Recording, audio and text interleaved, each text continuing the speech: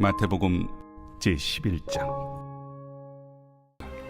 내가 진실로 너희에게 말하노니 여자가 낳은 자 중에 세례 요한보다 큰 이가 일어남이 없도다. 그러나 천국에서는 극히 작은 자라도 그보다 크니라. 세례 요한의 때부터 지금까지 천국은 침노를 당하나니 침노하는 자는 빼앗느니라. 모든 선지자와 율법이 예언한 것은 요한까지니 만일 너희가 즐겨 받을진대 오리라 한 엘리야가 곧 이 사람이니라. 귀 있는 자는 들을지어다. 이 세대를 무엇으로 비유할까?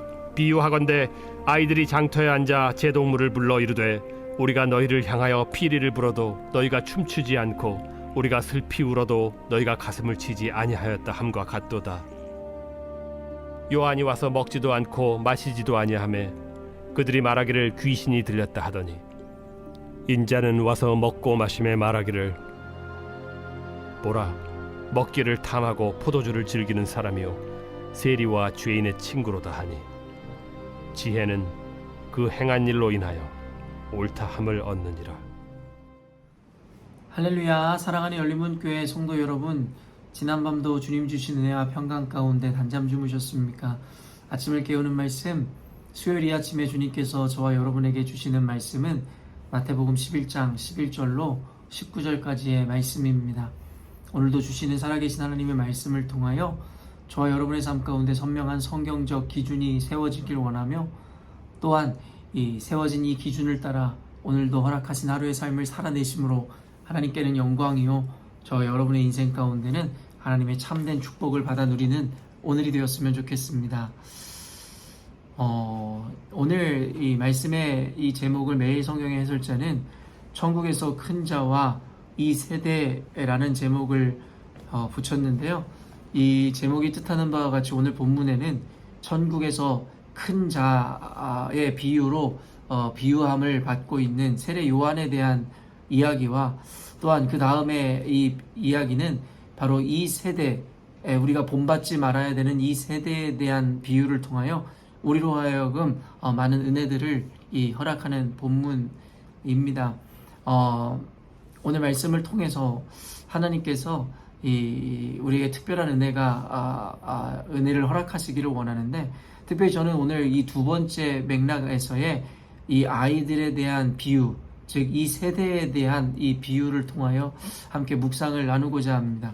16절 말씀 읽어보면 이 세대를 무엇으로 비유할까? 비유하건대 아이들이 장터에 앉아 제 동물을 불러. 결국에는 예수님께서는 당시에 그 세상에 그 세대를 비유하는 말씀들을 이제 시작하게 되는데요. 성경에서는 우리들에게 분명히 이야기하듯이 이 세대라 함은 결국엔 성경에서는 부정적인 의미에서 우리가 본받지 말고 따르지 말아야 하는 하나님을 알지 못하는 자들에 대해서 비유할 때 하나님께서 표현하는 표현 방법입니다. 그래서 성경에서는 우리들에게 이 세대를 본받지 말고 라는 말씀을 하심으로 말미암아 세대를 따르지 말고 하나님께서 기뻐하시는 선하고 아름다운 일이 무엇인지에 대해서 우리에게 분별하라 이야기하는데요. 결국엔 이 세대, 즉 우리가 본받지 말아야 되는 세대들의 행태와 모양이 이러하다라고 예수님께서 말씀하시는데요. 바로 아이들이 장터에 앉아 자기의 동물을 부르더니 함께 놀이를 하는 모습의 그 비유를 하고 있습니다. 17절 보면 이르되 우리가 너희를 향하여 피리를 불어도 너희가 춤추지 않고 우리가 슬피 울어도 너희가 가슴을 치지 아니하였다 함과 같도다. 이 비유를 쉽게 설명해 드리면 결국에 장터에 모여 아이들이 노는 것을 보니 결국에 제 동물을 불러다가 어느 때는 여러분 어때요?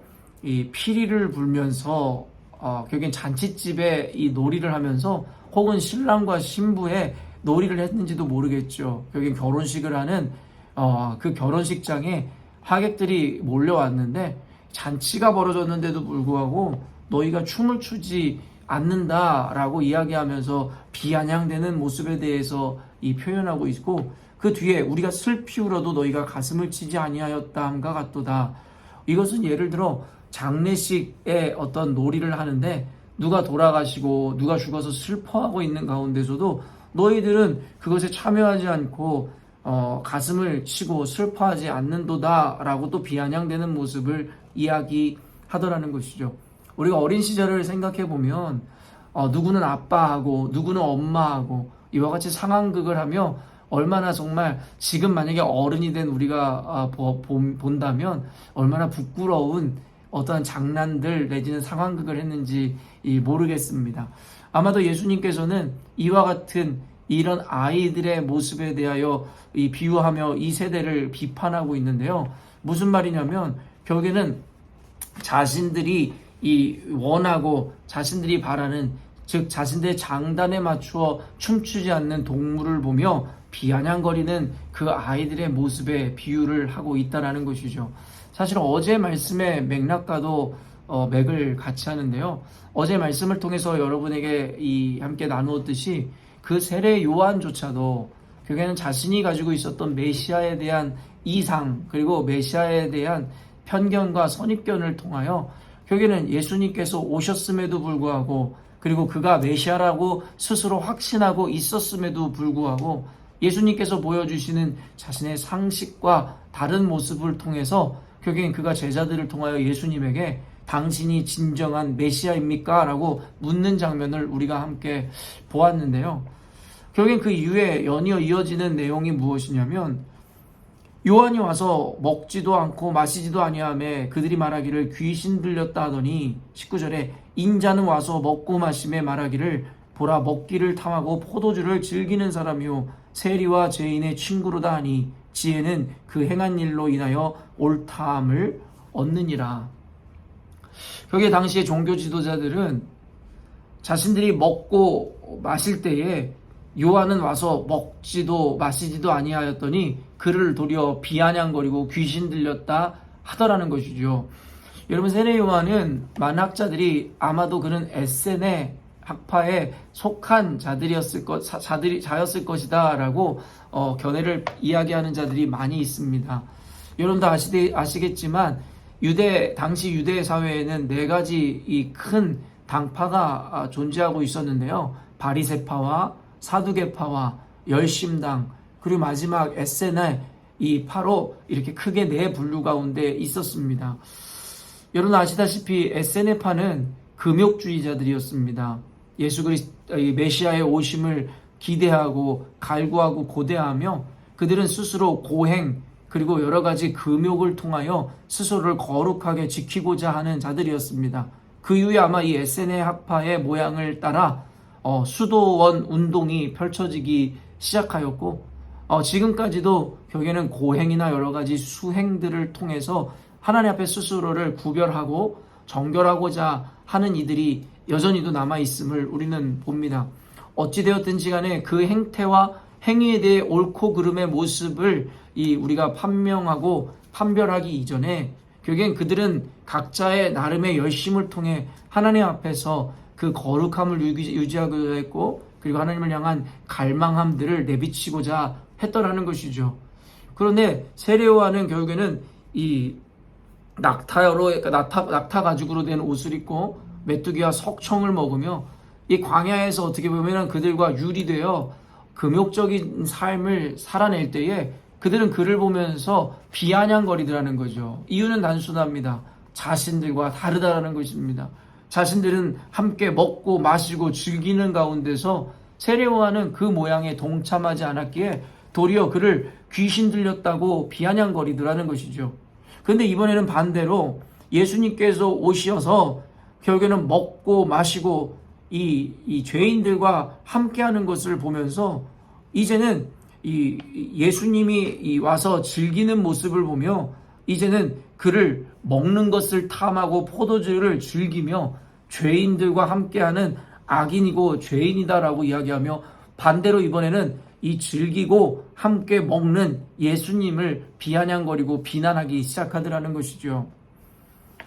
여러분, 아까 예수님께서 이 세대의 아이들에 비유하여 그들의 행동과 작태를 비판하였듯이 결국엔 이 세대는 자신들의 구미와 자신들의 장단에 따라 놀아주지 않으면 자신들과 다르다는 이유로 심지어는 오늘 성경의 맥락을 비춰볼 때 옳은 것이 이 선한 것이 임하였음에도 불구하고 자신들의 기준과 자신들의 판단, 자신들의 장단에 맞춰 춤을 추지 않는 이인 예수를 보며 그를 비난하고 부정하고 도리어 악하다 이야기하기 시작하더라는 것이죠. 저는 목회를 하면서 이와 같은 이들의 관점을 참으로 많이 보았습니다. 어느 순간인가 이 교회라는 곳은 하나님을 위한 신본주의적인 가치를 내어버리고 결국엔 인간을 위한 인본주의적인 가치로 교회를 채우기 시작했습니다. 그래서 교회에서 특별히 목회자의 덕목이라 함은 성도들에게 상처를 주지 않고 성도들에게 위로를 하고 성도들의 만족을 채우는 자가 좋은 목회자라는 이 프레임이 씌워지기 시작했고 그것을 예수님의 사랑이다라고 사람들은 이야기하기 시작하더라는 것이죠. 과연 예수님의 사랑이 그와 같은 것이었을까요? 결국에는 목회자나 또 교회 리더들, 지도자들에게 그와 같은 희생, 특별히 자신들의 마음의 만족을 채우기를 원하는 그와 같은 그들의 바램, 과연 그것이 선하고 옳은 모습일까요? 결국에는 이와 같은 행태와 이와 같은 모양들이 이 교인들, 성도들의 머릿속에 자리 잡히면서 결국엔 그들이 응원하고 그들이 지지하는 목회자란 결국엔 하나님의 뜻을 이루어드리는 목회자가 아니라 자신들의 만족을 채워주고 자신들에게 격려와 위로를 해주는 목회자가 참된 목회자상이다라는 그와 같은 잘못된 관념들이 자리 잡기 시작하였더라는 것이죠. 여러분, 성경에서 그리스도인들이 이 영혼에 관심을 가져야 하는 이유는 단순합니다. 사실은 그 영혼 그 자체에 대한 사랑의 개념 이전에 하나님께서 사랑하시고 하나님께서 그들을 사랑하시고 섬기라 그들에게 가라 하셨기에 우리는 영혼을 사랑해야 하는 것입니다. 영혼 자체에 대한 사랑이라기보다는 하나님께서 기뻐하시기 때문에 하나님의 명령이기 때문이다라는 개념이 더 우선되어진다라는 것입니다. 그런데 우리는 하나님에 대한 생각, 하나님의 명령과 말씀, 하나님께서 기준하는 것에 대해서 우리는 관심을 잃어버린 채 결국에는 하나님께서 말씀하시고 명령하신 그 어떻게 보면 우리가 행해야 되는 그 행위라든가 모양 자체가 어느 순간에가 우상이 되어버려 결국에는 하나님의 자리를 빼앗아 버리더라는 것이죠. 오늘날의 도덕과 윤리나 우리가 선하다라고 믿는 개념들 모두가 마찬가지인 것이죠. 구약 성경에 보면 시대관념을 넘어 사람의 도덕적이고 윤리적인 규범적 차원을 넘어 하나님께서 이 아브라함에게 아들을 바치라 할 때에 우리는 도덕적이고 윤리적인 규범을 먼저 떠올리기보다는 하나님 말씀하셨기에 기꺼이 그 아들을 바치는 것이 옳은 것임을 분명하게 이야기합니다. 호세아에게 창녀 고멜과 결혼하라는 것도 당시의 윤리 규범이라든가 당시의 상식으로는 도무지 받아낼 수 없는 것이지만 그 상식과 윤리, 당시의 시대적 가치보다 하나님 명령하신 것이 더 우선되어야 된다는 것을 우리들에게 분명히 가르치죠. 그 외에도 성경에는 수많은 하나님이 우선되어지고 우리의 상식과 시대관념이 아닌 하나님께서 기뻐하시는 일을 하는 것이 교회이고 하나님의 백성이며 그리스도인들의 본분임에 대해서 너무나 다양한 곳에서 우리들에게 증언하고 있다는 것이죠. 그런데 오늘날에 우리들은 하나님이 기준이 아닌 스스로의 가치관과 스스로의 만족과 윤리적 규범이든 스스로가 선하다라고 책정해 놓은 것을 통하여 결국에는 이 옳고 그름을 구분하고 심지어는 그것이 즉 하나님의 뜻이다라고 착각을 하더라는 것이죠. 어제도 이야기한 바와 같이 세례 요한 역시도 그러하였을 뿐만 아니라 결국엔 오늘 이 세대를 비유로 들어 이야기하는 바와 같이 당시 종교 지도자들 역시도 그러하였다라는 것이에요. 메시아가 오셨지만 바로 그 예수님께서 오셨지만 그들은 스스로의 잣대와 기준을 가지고 있었으므로 그것을 버리지 않기에 예수님 메시아가 눈앞에 왔음에도 불구하고 그들은 여전히도 메시아를 기다리고 고대하고 있었다는 것이죠. 오늘날의 유대인들 여전히도 메시아가 오지 않았다라고 이야기하며 이미 2000년 전에 오셨던 예수님을 부정하는 오늘날의 유대인들도 그와 같은 모습일 것입니다. 결국엔 그들이 이야기하는 선, 그들이 이야기하는 메시아, 그들이 얘기하는 구원이라는 것은 그저 자신들의 장단에 맞춰 자신들이 이상적으로 여기고 원하고 바라는 것을 이루어내는 것이 진정한 메시아고 진정한 구원이고 진정한 교회이고 진정한 은혜이고 진정한 사랑이라고 착각을 하더라는 것입니다. 그래서 예수님께서는 누누이 그들을 그런 이 세대 가운데 예수님 말씀하시기를 결국에 누구든지 나를 따르려거든 자기를 부인해야 할 것이다 라고 이야기했습니다. 갈라디아서 말씀처럼 그리스도와 함께 십자가에 못 박혀 나의 자아를, 나의 기준을, 나의 상식을 철저하게 무너뜨리고 내려놓을 때라야 하나님이 보이고 주의 일을 행할 수 있다라고 이야기하였다라는 것이죠. 사랑하는 열린문교회 성도 여러분, 우리 역시도 이와 같은 오류에 빠져 오늘도 그것이 진정한 신앙의 기준인 마냥 착각하고 있는지도 모르겠습니다. 이 세대를 본받지 말라 하였지만 이 세대가 그러하였듯이 자신들의 기준을 정해놓고 설정해놓고 그것에 따라 춤추고 그것에 따라 연기하지 않으면 그것이 진정한 은혜이고 진정한 신앙인으로 생각하지 않는 것과 같다라는 것이죠. 저는 그래서 목회를 하며 사람의 만족을 채우는 것에 대해서는 여러분 이런 관점에서 포기하였다라는 것입니다. 얼마나 많은 이들이 교회에 존재하고 얼마나 다양한 사람들이 있겠습니까? 목회자가 그 어떤 누군가의 취향과 누군가의 구미를 맞춰서 여러분 이 교회를 세워갈 수 있다면 여러분 얼마나 편하겠습니까? 그런데 어떤 한 사람의 성향만 어떤 한 사람의 만족만이 있는 것이 아니라 어떤 이에게는 옳은 것이 어떤 이에게는 그른 것이 될 수 있고 또는 어떤 이에게는 그르다 여기는 것이 또한 어떤 이에게는 옳은 것이 될 수 있다는 개념. 그렇기 때문에 사람의 만족을 채우거나 사람이 원하는 것에 따라 춤을 춘다면 그 교회는 결국엔 중심을 잃어버리고 무엇이 옳은 것이고 그른지에 대한 기준 자체가 세워지지 않는 혼돈 무질서인 교회가 될 것입니다. 그렇기 때문에 우리는 각자 지향성이 다르고 생각이 다르고 각자 갖고 있는 가치관이 다를지라도 모두가 말씀의 기준 앞에 예수의 십자가 앞에 자신들의 감정과 자신들의 옳음과 자신들의 판단을 내려놓고 말씀의 기준을 따라 자신을 복종하고 순종할 수 있어야 된다는 것입니다. 사랑하는 열린문교회 성도 여러분, 이것이 바로 그리스도의 십자가의 도인 것이고 결국엔 우리가 지향해야 되는 삶의 모양인 것입니다. 여전히도 여러분은 스스로의 판단과 스스로가 생각한 기준을 통하여 옳은 교회, 그른 교회를 기준하고 있다면 속히 그 자리에서 벗어나기를 원합니다. 이 세대를 본받지 말아야 할 것은 결국에는 인간에게는 어떠한 선한 기준도 없음을 인정함으로 오직 예수께서 세워놓으신 말씀의 기준을 따라 여러분을 복종함으로 허상적인 혹은 착각에 빠져 하나님의 나라를 꿈꾸는 것이 아니라 진정한 하나님의 나라에 우리가 동참하여 살아가는 하나님의 진정한 백성, 천국 백성으로 거듭나야 할 것입니다. 오늘 말씀을 통하여 여러 가지 삶에 비추어 여러분 스스로를 반성하는 시간이 되었기를 원하고 스스로 엇나가고 잘못되어 결국엔 이 세대와 같은 동일한 모양으로 신앙생활하고 있는 이들이 반응하고 있는 이들이 있다면 오늘 말씀을 통하여 예수님께서 의도하신 바 진정한 신앙인으로 거듭나신 오늘이 되었으면 좋겠습니다. 함께 기도하겠습니다. 하나님 아버지 감사합니다. 오늘 말씀을 통하여 우리가 그동안 착각 내지는 오해하고 있었던 영역에 대하여 말씀해 주시니 감사합니다. 시대의 흐름에 따라 시대 정신은 바뀌고 그들이 이야기하는 윤리와 규범이라는 것은 늘 유동적으로 변화되게 되어 있습니다.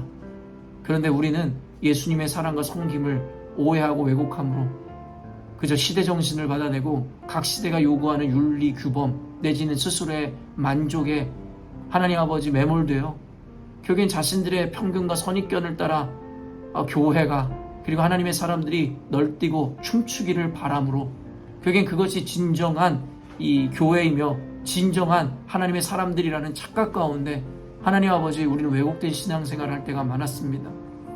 세례 요한도 그와 같은 한계에서 벗어날 수 없었음을 보며 우리 스스로가 얼마나 겸손해야 하는지에 대하여 생각해 보게 됩니다. 우리 사랑하는 열린문교회 성도들로 하여금 스스로의 한계에 매몰되지 않게 하여 주시고 하나님의 말씀을 기준으로 하나님 아버지 늘 겸손한 스스로의 모습으로 나아가 내가 원하는 예수님을 만나는 것이 아니라 예수님이 원하시는 나니까 내가 되는 그와 같은 진정한 교인으로 거듭날 수 있도록 인도하여 주옵소서. 우리 열린문교회는 철저하게 오직 하나님만이 빛나고 오직 주님의 말씀의 기준만이 우리들의 유일한 기준이 되기를 원합니다. 우리 열린문교회 성도들로 하여금 이 복음의 비밀한 것을 알게 하셨사오매 주님께서 기뻐하시는 우리 열린문교회 될 수 있도록 축복하여 주옵소서. 감사드리며 예수님의 이름으로 기도합니다. 아멘. 사랑하는 열린문교회 성도 여러분, 오늘도 주님께서 허락하시는 복되고 귀한 하루를 우리가 맞이하게 되었습니다. 오늘도 끊임없이 스스로를 부인하고 오직 예수 그리스도의 말씀의 기준을 붙잡아 사심으로 주님께는 영광이요 저와 여러분의 인생 가운데 성경에서 이야기하는 가장 형통하고 복된 하루를 살아내신 오늘이 되었으면 좋겠습니다.